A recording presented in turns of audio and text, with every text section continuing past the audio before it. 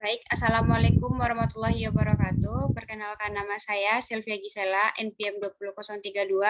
Pada video kali ini saya akan menjelaskan tugas ke-6 dari surveillance kesehatan, di mana dosen pengampunya yaitu Bapak Dr. Nova Rikman SKM Memkes. Baiklah, saya akan masuk pada bagian pertama, yaitu mengemukakan, menjelaskan, dan berikan contoh tujuan dari sistem surveillance.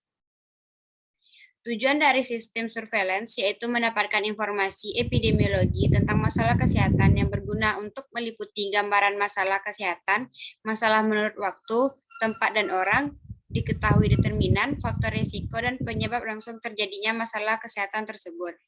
Adapun tujuan dari suatu sistem surveillance yang pertama yaitu memperkirakan tingkat penyakit endemik dan mengidentifikasi berbagai kecenderungan spesial dan temporal atau kecenderungan dalam hal ruang dan waktu. Contohnya dalam kasus COVID ini di sini sistem surveillance memberikan data yang memperkirakan betapa beratnya kasus COVID yang tengah ditangani oleh Indonesia. Yang kedua yaitu mengemukakan kasus secara tepat mendeteksi wabah penyakit atau penularan.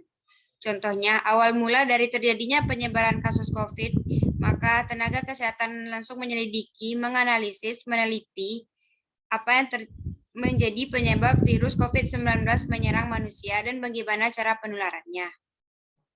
Yang ketiga yaitu memungkinkan deteksi dini penyakit-penyakit yang baru muncul dan eksotis.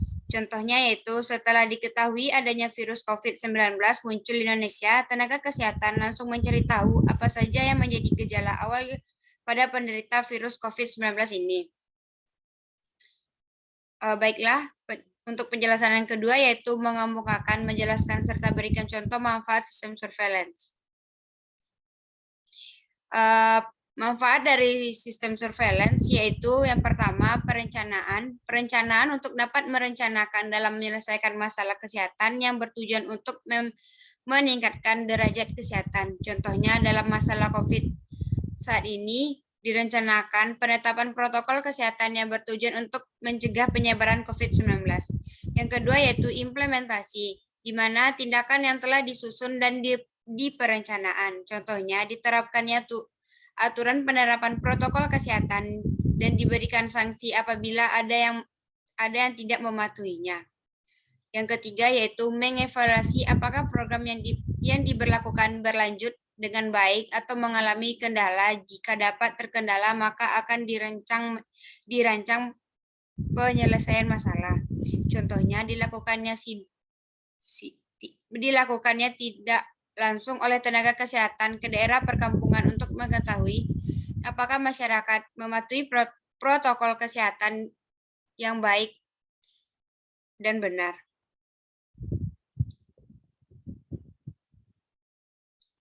Selanjutnya yaitu penjelasan yang ketiga, mengemukakan, menjelaskan, dan berikan contoh komponen sistem surveillance. Komponen sistem surveillance yang pertama yaitu mengumpulkan atau pencatatan adalah kegiatan pengumpulan data yang dilakukan di lapangan. Yang kedua yaitu pengolahan data adalah kegiatan dilakukan setelah pengumpulan data untuk memberi keterangan. Yang ketiga, analisis dan intervensi data yaitu kegiatan menjelaskan analisis data yang telah dibuat. Yang keempat, perencanaan penggunaan kasus dan pelaksanaan program, yaitu adanya kegiatan yang dirancang secara khusus untuk suatu program pelaksanaan atau intervensi program. Yang kelima, yaitu evaluasi program adalah kegiatan penilaian terhadap program dilakukan dengan melihat pencapaian yang diraih dan perbandingan dengan hasil yang diperoleh. Contohnya pada masa pandemik saat ini dilakukan hasil pengumpulan data di lapangan, kemudian diolah dan dianalisis tentang PHBS masyarakat, sehingga dilakukan penyuluhan penting menjaga PHBS pada masa pandemik ini. Yang keempat yaitu mengemukakan, menjelaskan, serta berikan contoh prinsip dari sistem surveillance. Prinsip sistem surveillance yang pertama yaitu sederhana atau simplicity, yaitu menyangkut struktur dan perorganisasian sistem. Contohnya, kegiatan pengiriman laporan dari puskesmas yang telah disederhanakan. Yang kedua yaitu kepekaan atau sensitivity dapat dilihat dari kemampuan mendeteksi dari kegiatan kasus, penyakit, atau kondisi kesehatan yang dipantau. Contohnya dalam data akan tergambar faktor-faktor yang mempengaruhi terjadinya COVID seperti proporsi penderita penyakit. Yang ketiga yaitu stabilitas data. Stabilitas data ini berhubungan dengan kehandalan. Contohnya, kehandalan pihak pensurvei dalam pengumpulan data. Yang keempat yaitu ketepatan waktu. Ketepatan waktu dipengaruhi oleh ketepatan dalam memperoleh data maupun dari deteksi sampai pelaporan. Contohnya, ketepatan deteksi serta pelaporan data mengenai kasus COVID-19.